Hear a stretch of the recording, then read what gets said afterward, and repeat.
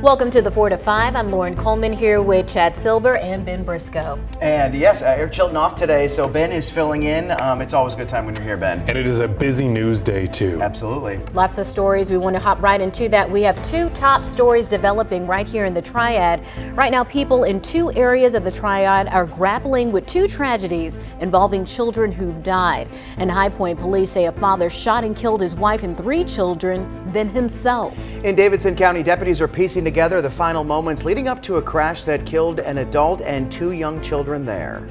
But we want to start in Guilford County, where police just provided an update on the High Point murder-suicide. This is the one that left 5 people dead over the weekend. WFMY News 2's Amber Lake was in that update. Amber, what did we learn about the victims? High Point police said that 45-year-old Robert Crayton shot and killed his wife and 3 children before turning the gun on himself this past Saturday. Now, police have released the names of some of those victims. They said the wife, 46-year-old Athalia Crayton, and 18-year-old Kasin Crayton were 2 of the victims. The other 2 kids were not named, but their ages were 16 and 10 years old. Neighbors on Mossy Meadow Drive called 911 Saturday morning after 2 adults came running from the home calling for help, saying there was a shooting inside that home. Police say one of those surviving adults was related to the family who died. The other was an acquaintance. As for what may have led to this tragedy, police say they don't know, but they do say Robert Crayton was suffering from a mental illness. While the family deals with this tragedy, the High Point Police Department is offering support to the officers who responded as well. For us, as a law enforcement agency, we have to monitor our officers now. This was a heavy-duty crime scene. I have no doubt about it. While I came to the police department and didn't go to the crime scene, I have gotten some details on it. And so we now have to watch out for our own officers and their mental health and how they're going to push through this incident. Now, as to what exactly led to this shooting, police say they don't know, and they may never know. Live here in High Point, Amber Lake, WFMY News 2. Thank you for the update, Amber. Right now in Davidson County, a community is coming together following a deadly crash. The troopers say a car crossed Highway 109 north of Denton Friday night and hit 2 other cars. 3 people died, including 2 children. The district says 2 kids attended school in the area. One was in the 1st grade while the other was in 7th. A local bakery is raising money to support the family, creating cupcakes in their honor. Since then, the phone has been ringing off the hook. Before we even opened, we had 50 dozen sold, and we cannot keep up right now with the demand. So right now we are taking orders through Wednesday, and if it goes beyond that, that would be great, but that's how far out we are right now, just trying to keep up with what the community has come in to do. A nearby church is holding a candlelight vigil on Wednesday night. Troopers say the driver accused of crossing the center line is from Denton, but it's still unclear whether he will be charged with a crime. A 13-year-old was also in the car with him, and both are expected to be okay. It is a heavy news day, to say the least. Hard to deal with these tragedies, especially when they involve children. You know, kids might hear about certain incidents at school, or sometimes they might even know the people involved, which means some parents are going to have those tough conversations about it. Psychology expert Blanca Cobb joins us now with the ways to navigate that conversation. First off, how do you break bad news to your kids, Blanca? Before you break bad news to your kids, you really need to think about what is it that you want for them to know, to understand. Also, what is their developmental level? What can they handle? The reason these questions are important to know ahead of time because it makes the conversation easier. You can say something like, there's a sad situation that happened that I want to tell you about, and it involves your friend.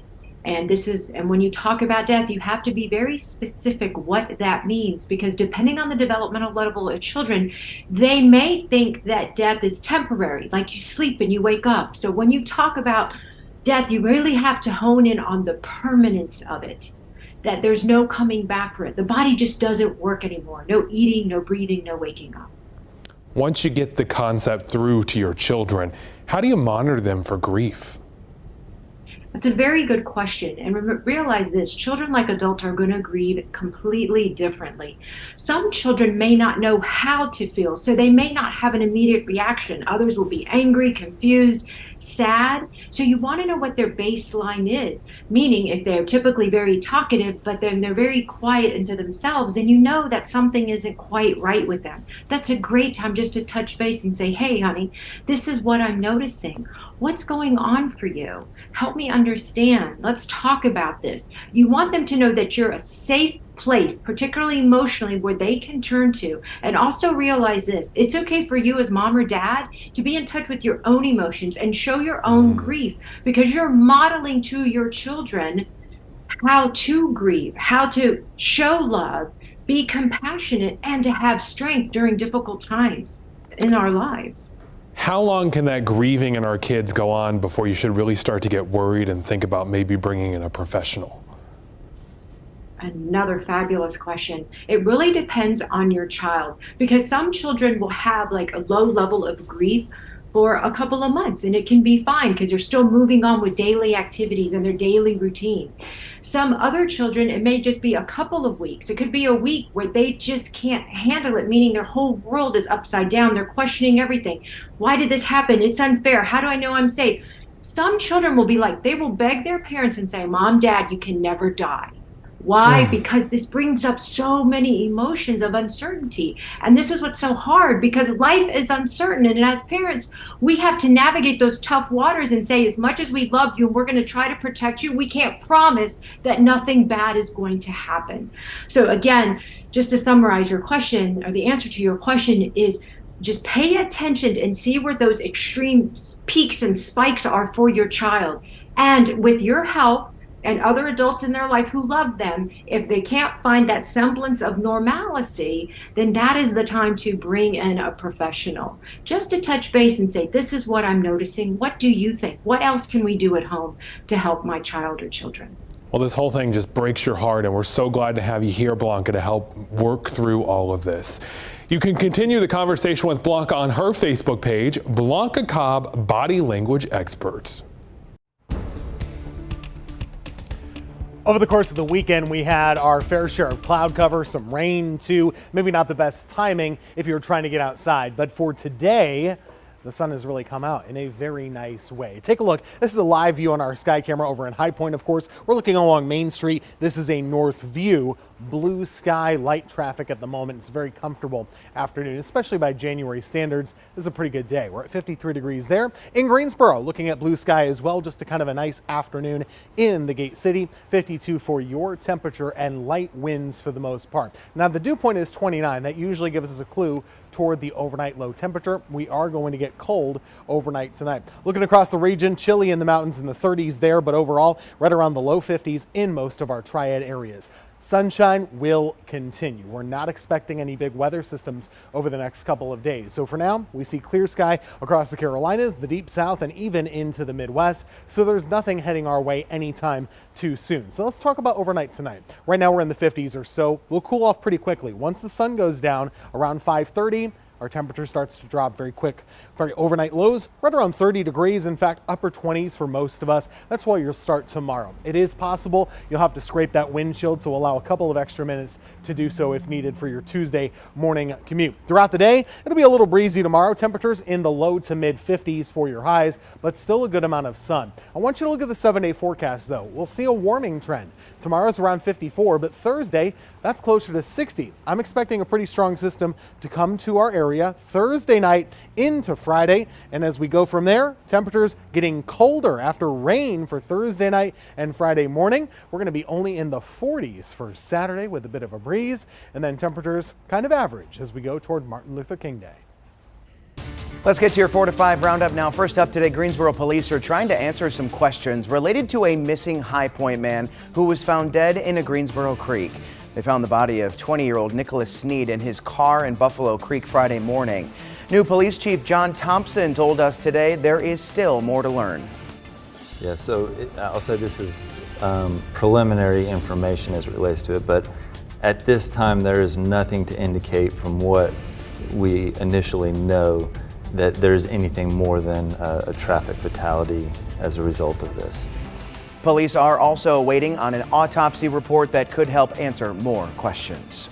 Police issued arrest warrants for 4 people involved in a shooting inside a Winston-Salem Target. Officers say the group Dads Against Predators lured a 25-year-old to the store and confronted him on camera. A fight then broke out, and police say a gun went off, hitting one of the group members in the leg. The men will be charged with fighting in public. One of them has turned himself in. The other 3 have not yet been arrested. Winston-Salem State University Chancellor Elwood Robinson is retiring. Robinson, who had led the school for 8 years, made the announcement today. He is set to step down at the end of the semester. Anthony Graham, current provost and chancellor for academic affairs, will take over as interim chancellor in July. President Joe Biden made a trip to Mexico City to discuss immigration and border policies. He met with the president of Mexico and the Canadian Prime Minister. House Speaker Kevin McCarthy called the visit a photo op, tweeting that he would hold the administration, quote, accountable for creating the most dangerous border crisis in American history. The trip to Latin America is the first time a U.S. president has visited the area since 2014. Today's support continues to pour in for Buffalo Bills' Damar Hamlin and his remarkable recovery. Right now, he is back in Buffalo beginning the next stage of his treatment. Doctors just gave an update on his health. They say he is walking around, spirits are high, and he's still got that amazing sense of humor. His spirit filled the stadium Sunday during the Bills game against the New England Patriots. The team took the field carrying flags with Hamlin's number 3 on them. Hamlin won't hit the field anytime soon himself, but is the beating heart of the Bills team that now looks ahead to the playoffs. Hamlin just posted an update to his own Twitter account, sharing, "Watching the world come together around me on Sunday was truly an amazing feeling. The same love you all have shown me is the same love that I plan to put back into the world and more." He adds, "Grateful for the awesome care I received at UCMC. Happy to be back in Buffalo. The docs and nurses at Buffalo General have already made me feel at home." It is so nice to see him recovering, guys. So nice to see him recovering, and what's been so beautiful is just seeing people all over the nation, social media, people just come together to pray for him.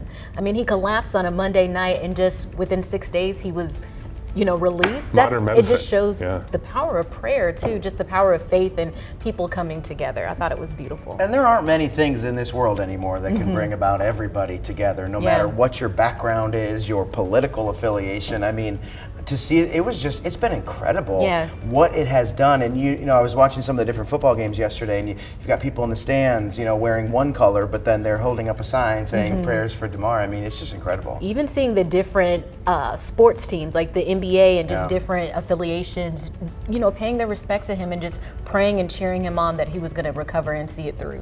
What's particularly great about it is the way he's responding to it too. Instead of soaking in and being upset that all this happened to him, he's saying, "You guys are giving me love. I'm going to give even more back to the world and respond to your kind gestures."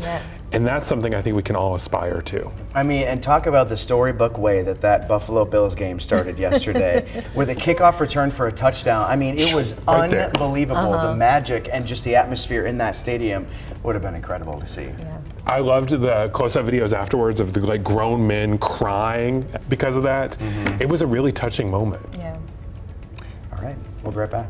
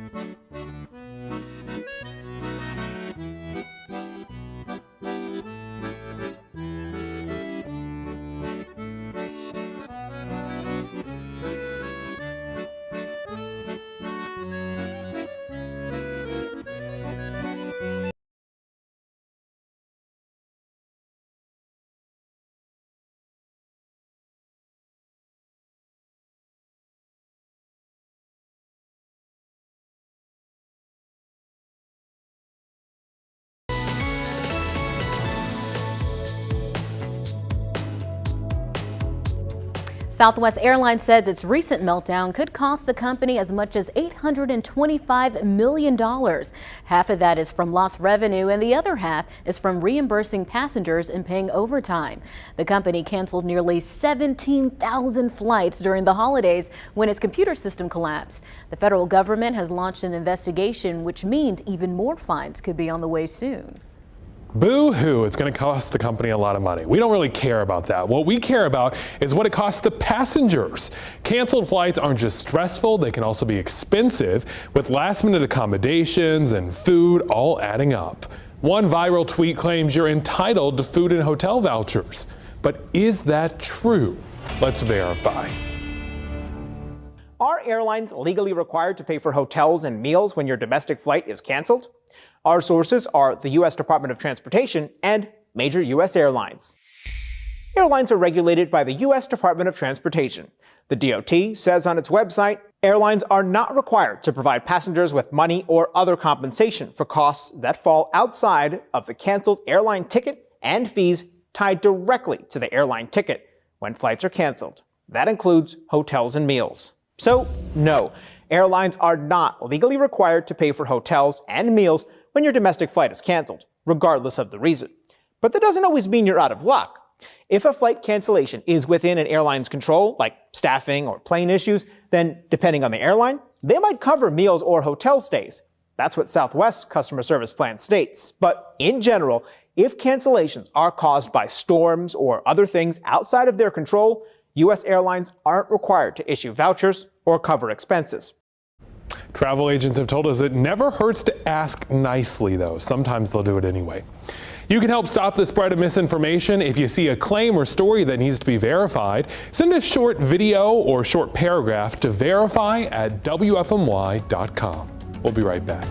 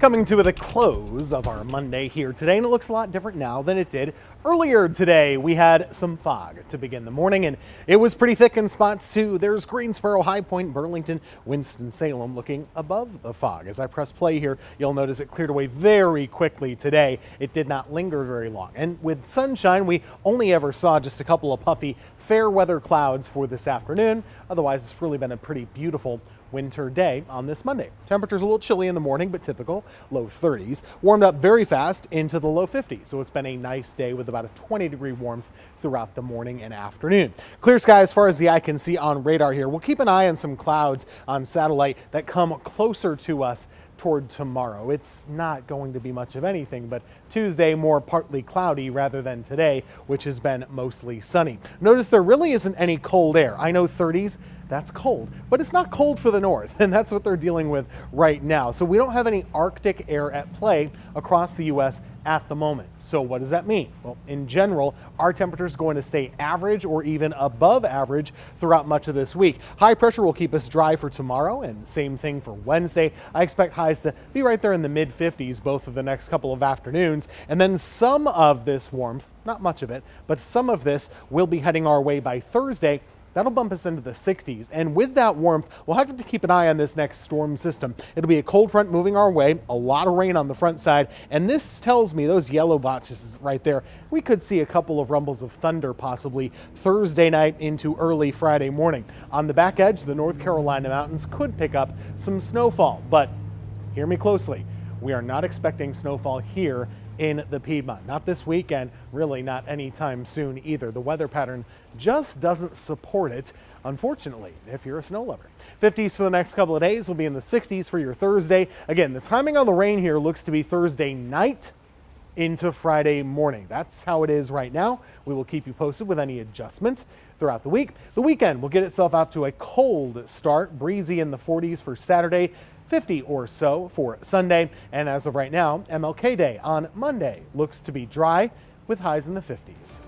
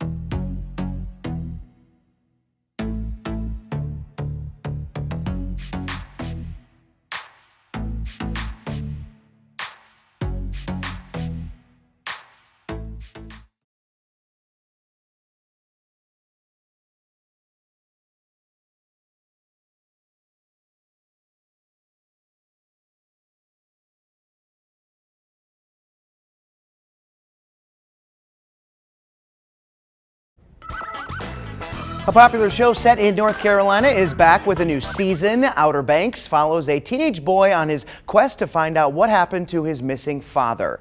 The journey takes him and his group of friends on a mysterious adventure in a close-knit beach community.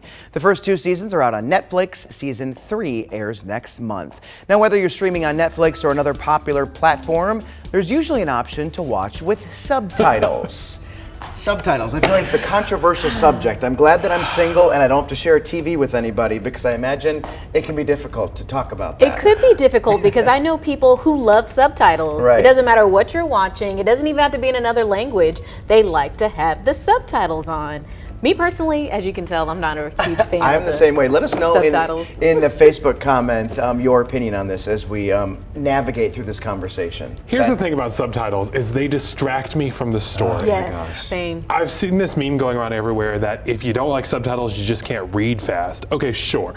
But if they lag behind, then I'm watching the subtitles and not listening to what's said. And you miss so much of the story that way. I feel the same exact way. Yep, and I consider myself what I've dubbed a lazy watcher. Lazy TV watcher. I don't want to have to read. I just want to sit there and have you tell me what's going on. So what about when it's in another language and they have the people talking over That's the another other controversial people? subject. I'm not huge on that either because I feel like it's distracting me because I can hear them going, you saying something else underneath. So those I will only watch if I'm like cooking dinner and I can have it on in the background. If I try to watch at the same time as they're talking this other language, it never works. I do the voiceovers. But the only thing is sometimes the voiceovers aren't up to par. Like this person is acting, they're all into it, and the person's like, you stole my sandwich. Sorry, Mom. And I'm like, I can't get into it that I way. guess maybe I've just been lucky by watching shows that they try to make it seem as though they're using the same energy or emotion. But yeah, I think I just kind of get used to seeing lips moving at a different pace. Listen, if you're gonna put all this work into it, just read a book, people. Like, you're reading anyway. Right. There you go. Let us know on Facebook. We'll be right back.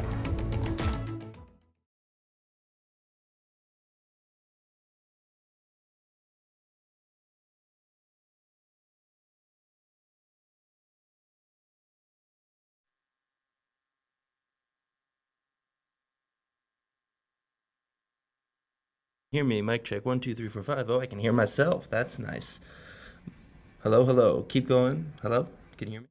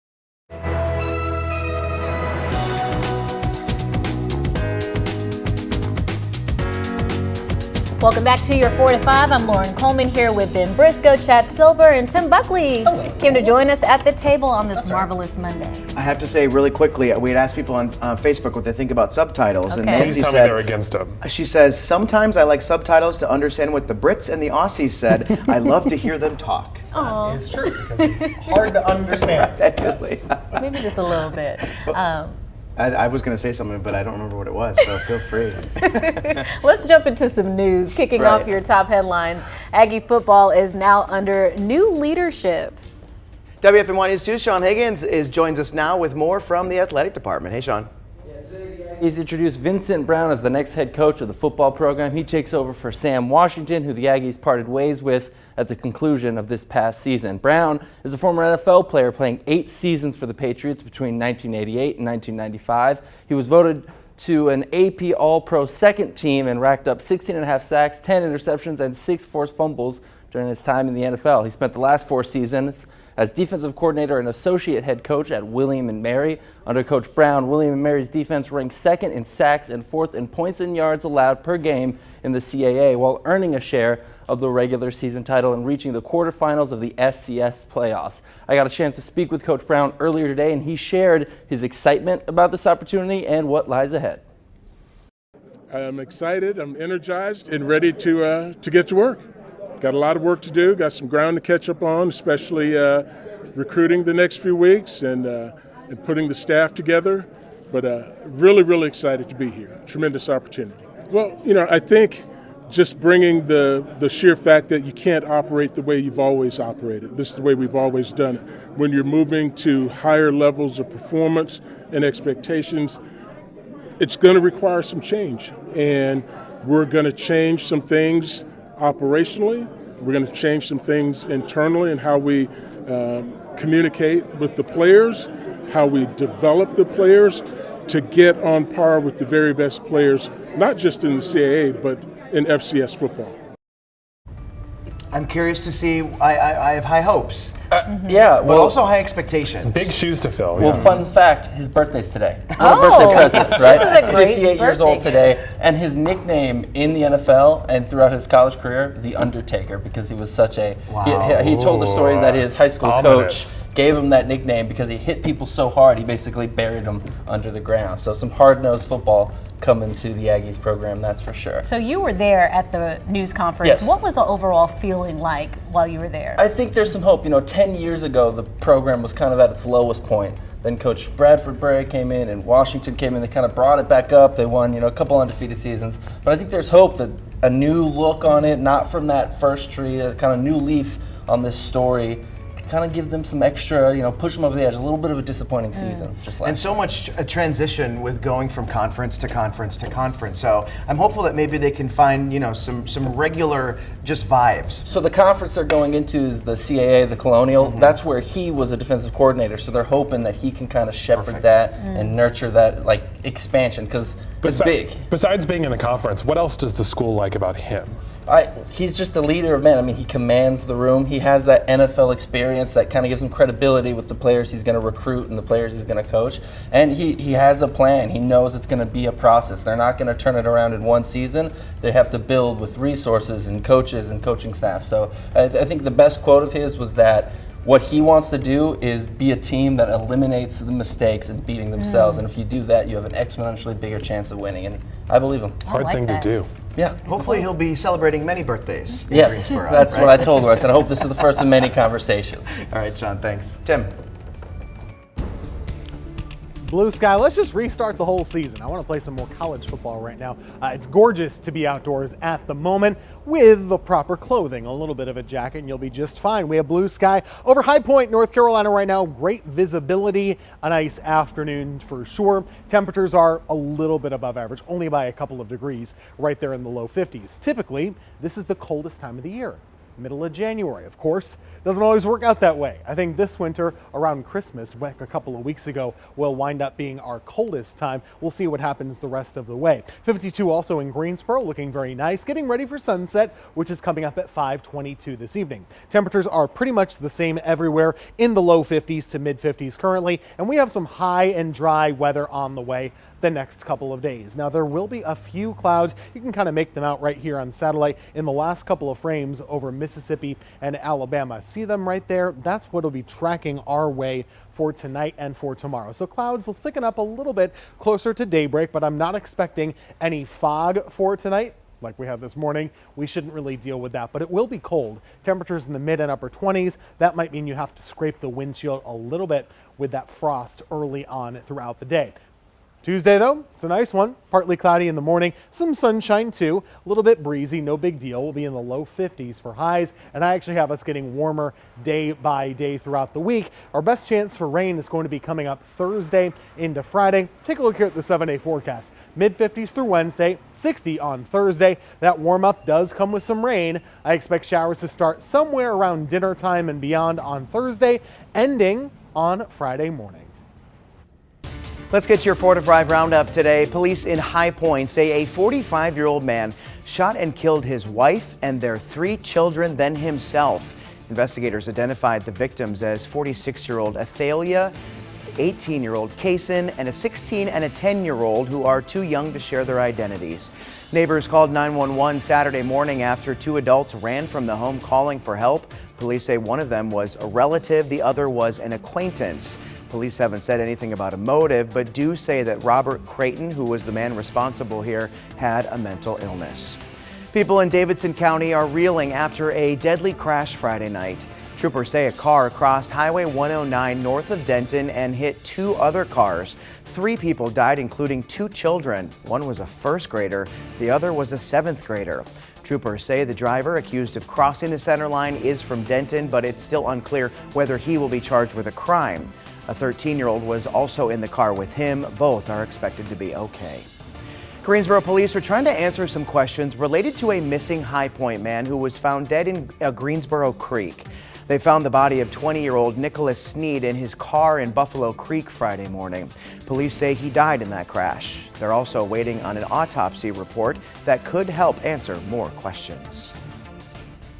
The Greensboro Police Department is now under new leadership. Chief John Thompson says he's ready for the challenges and opportunities his new role will bring. Today, he spoke with WFMY News 2's Megan Malaris about what's next for the department. Greensboro's new police chief, John Thompson, will officially be sworn into his new role tomorrow. He is with us here talking about plans for the department. Welcome and congratulations. Thank you for having me. So let's dive right into your strategy in running this department. Let's talk about your recognizing the value of mental health and responding to calls, implementing this co-responder model. You just received $330,000 in STAR grant money to advance this program. So how does that work, and how does this concept really get put into play on a day-to-day basis? Yeah, so the co-responder model is kind of termed an alternative response. Mm-hmm. And so after the murder of George Floyd, you really saw a lot of community input around wanting different responses to calls in the community. Okay.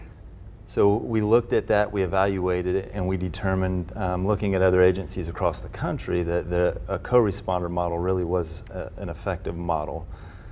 We took some resources in the organization and applied it to that, and so we were the first agency in the state to do what is considered a true co-responder model, where we have crisis counselors who are paired with specifically trained police officers who respond to mental health calls. Obviously, this is necessary. You said several thousand calls could be classified as those needing this type of team.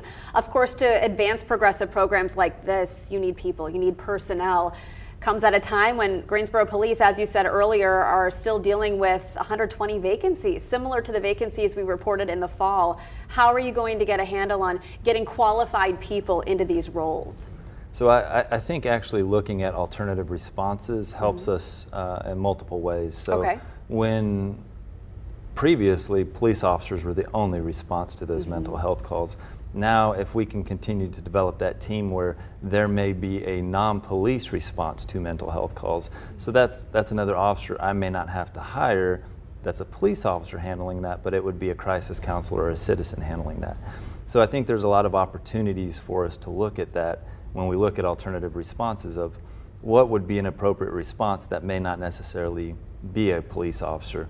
So it doesn't necessarily say help us with recruiting, but it helps us with the workload that currently rests upon our law enforcement officers. So I think that is an avenue. The other avenue, I think, is that when we do these new and innovative programs, that makes us look like a progressive agency. It makes us, to recruits and applicants, look like an agency of, hey, they're progressive, they're forward thinking, Right. I want to go work in that organization. All right, Chief Thompson, we look forward to seeing what you can do with the department going forward. Congratulations again. Thank you. We'll have much more from him on WFMYnews2.com. Again, Chief Thompson will be sworn in tomorrow. He replaces former Chief Ryan James, who became the chief at UNC Chapel Hill. We'll be right back after this break.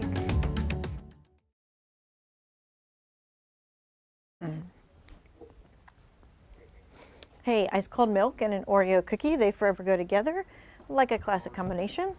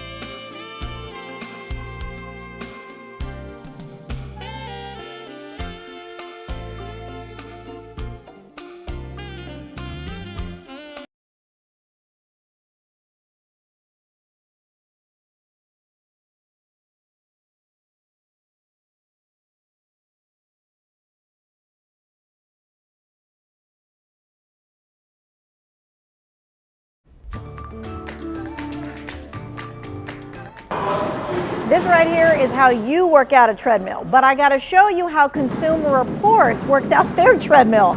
That's crazy, right? It's a constant pounding to make sure the machines do what they promise. I mean, after all, fitness items are not cheap. The month of January is filled with all kinds of fitness-related deals. Let's start with the treadmill. The Bowflex Treadmill 10 is $300 off at Best Buy. In testing, it scored excellent for belt size, foot rail, and hand grip design. Now, the Schwinn Elliptical is $400 off its original price, bringing it under $1,000. You can find it on Amazon. The Garmin Forerunner 35 is under $100 at Amazon and Walmart, and this watch-based fitness tracker has real-time heart rate monitoring, sleep tracking, and calories burned. Now, if you have to have an Apple Watch, the SE is now under $200 at Walmart, about $80 off the regular price. So, you know, resolutions certainly play into these kinds of sales, right? But also it's cold. Who wants to exercise outside? Right. Right. And then, like, if you're thinking about a treadmill and that's all you use at the gym, if you buy this treadmill and it's under $1,000, it's less than what you would probably pay for a gym for an entire year. But I think the important part is you should try it out at the gym first. Don't just not have a gym membership and buy one and think, I'm going to use this thing, because you probably won't. So you think you would go to the gym first, get a gym membership first, and then buy a treadmill for home? Yeah, if you like it there, then you're going to find ways to adapt it at home later on. But Rather if you're than just a coat rack. Yeah, that too. Or but if you're already a runner, you might not have to go to the gym. True. If you know that's something that you like to do. Right. And so are any of those things on your list? Like, I know the Apple Watch was on my list for a very long time, and I waited till it went on sale. And you know what you can even do too, like some, I know when I got my new phone a couple of months ago, if I got it with a certain plan, then you got an Apple Watch for free. So I mean, you can always look for those things too. Okay, very good. All right. I'm just not going to use the exercise equipment if I buy it. I know. It's going to If be. you have it at home, you actually have to get up and get out. Yeah, because getting up and getting out forces you to get in that mindset. That is true. At home, I'm like, I'm going to lay on the couch. You get distracted easily too Yeah. at home. And for me, I think the more money I spend on it, the more likely I will be to use it. So I think that I would have to get a Peloton just to make sure that I You want it to hurt. Listen, I have a lot of friends with Pelotons that use that just to hang clothes. Oh, That's it. All right. So January sales are happening now, but there will be more sales because this coming up weekend, right? We celebrate Martin Luther King Jr. Day on Monday, and the stores will have sales for the long weekend. And traditionally, these sales include bigger items like mattresses and large appliances. So if you're in the need, this is the weekend to pay attention.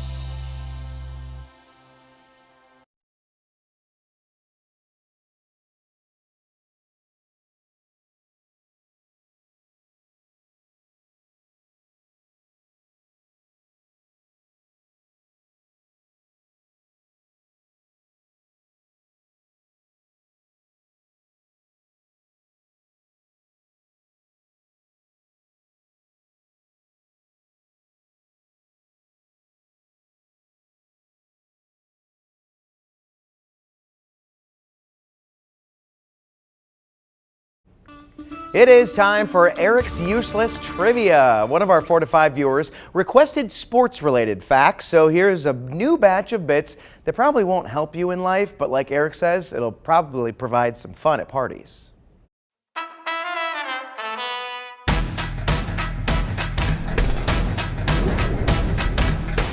All right, you've probably seen the NBA logo a million times, but did you ever pay attention to the silhouette, the white silhouette in the middle of it? Guess what? That's not just some random silhouette. That is actually Hall of Famer Laker Jerry West. Now you know. So here's one I had never heard of before. In 1943, due to World War II, the Pittsburgh Steelers and the Philadelphia Eagles didn't have enough players, didn't have enough people. Everybody was fighting the war. They actually had to merge for the 1943 season. They were called the Steagles. Not lying. All right, we all know this, right? The Olympic symbol, the 5 rings, yellow, green, red, black, and blue. They were chosen specifically for this reason because if you look at every country's flag and all the countries in the whole world, at least one of those colors is in all their flags. So tennis matches, they can go a long time, right? But the longest professional tennis match in history, do you remember it? Because it has a triad tie. In 2010, it was Greensboro's own John Isner who played a match at Wimbledon for 11 hours and 5 minutes. It took 3 days to complete. And finally, let's end with some more basketball. Professional player Wilt Chamberlain, we all know him.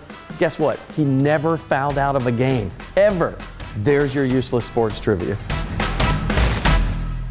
11 and a half hours for a tennis match? That's wild. That I remember that happening because it was a guy from Greensboro. So I mean, it was like a big deal. I don't have the stamina for that. I know.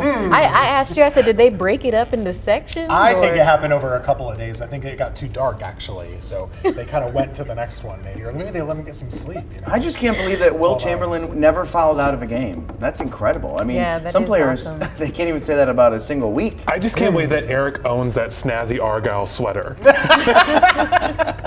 It definitely made the nerdy useless trivia even nerdier.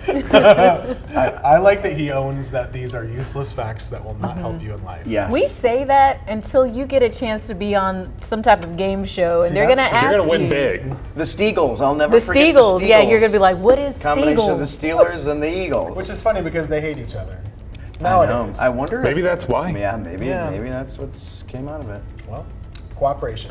Cooperation. In difficult times. You know what? And the weather is cooperating with us right now, which Finally. I do appreciate, Tim Buckley. It is, but unfortunately, we're back at work because yesterday this would have been very nice weather. Right. Not the case. We have sunshine right now, everybody. We're going to keep this around at least for a couple of days, but just remember a couple of hours ago, this is kind of what things looked like. When you woke up earlier this morning, it was foggy, to say the least. And we were expecting that. We told you about it last night on the Sunday edition of News 2. We're looking at 52 degrees. That was your high temperature today, 33 in the morning. So overall, kind of a typical day. Our average high is 49. The average low is 30. We hit those numbers pretty well for today. The record, 77 for the record high. The record low is 2. Just like News 2. Scattered cloud cover in Mississippi is going to be tracking our way overnight tonight and into tomorrow. So I do expect we'll have some clouds tomorrow compared to today where it was pretty much all sunshine all the time. I show you the national temperature map for a couple of reasons. Number one, to show you that there's some warmth building in Texas and the southern plains, but also take a look at the northern states. It's really not that cold for January. So compare this to, say, a couple of weeks ago when we had the deep freeze and the Arctic air. There's really none of that right now. So with no Arctic air, there's no potential for a big cool down for us. Instead, we're going to stay above average or even close to average over the next 7 to 10 days. So winter lovers, you're going to have to kind of hold off. I don't see any winter weather playing a role in our forecast anytime soon. High pressure in control tomorrow will stay sunny, but overall there could be a couple of clouds. We'll have highs in the 50s for tomorrow and for Wednesday, but this warmth that I mentioned from Texas through the deep south, that's going to try and work our way, and we'll see that on Thursday.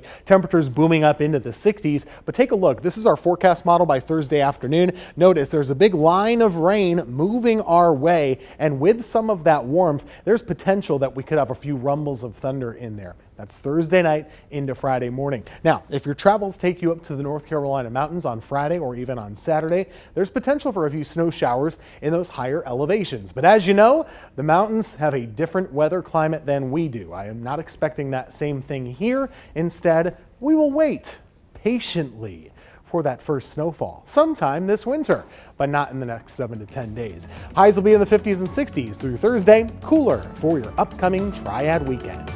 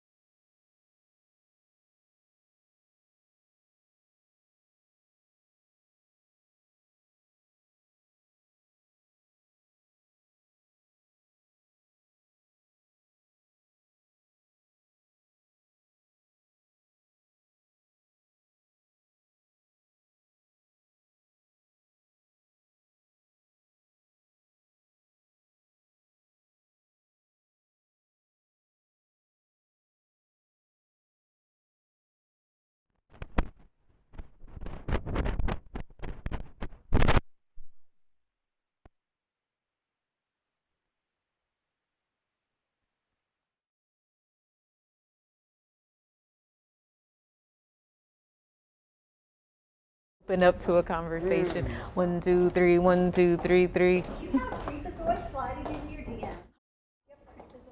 Hello, Brett. 1, 2, 3. Hello, Julie. 1, 2, 3, 4, 5. 1, 2, 3, 4, 5. Hi there, 2 heartbreaking stories in the Triad, 2 communities, 1, 2, 3, 2 communities still. Mic check 1, 2, 3, 4, 5, 6, 7, 8. Z.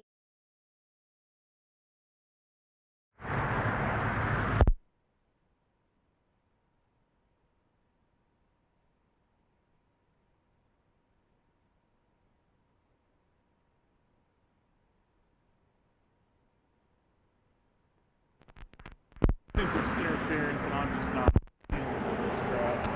Let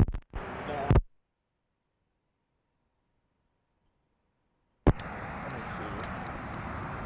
So if you want to take that mic off. Check. Check, check, check. Check, check, check. 1, 2, 3, 3, 2, 1. Today we learned the identities of 2 of the family members who were killed in their home.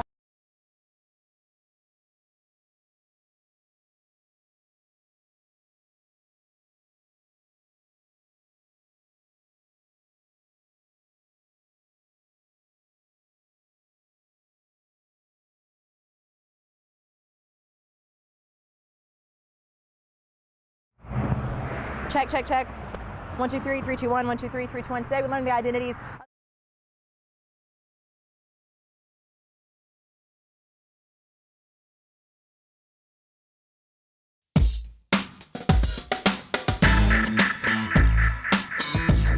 I'm not a Bills fan. I've never been to Buffalo and have no real connection to New York. But this weekend, I, like most of America, was cheering them on.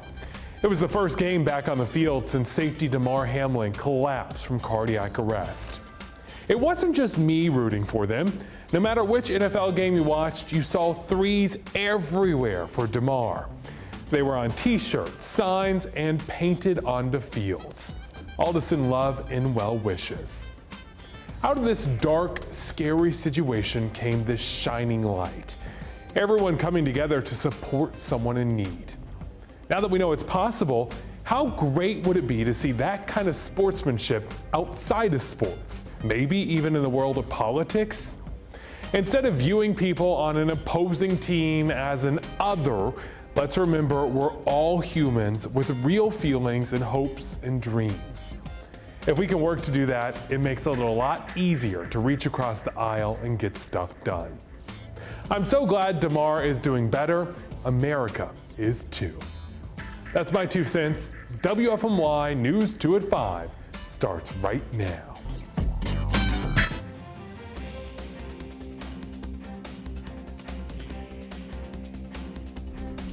Two heartbreaking stories in the Triad. 2 communities still trying to process devastating losses. The shock remains in a High Point neighborhood where police say a man killed his wife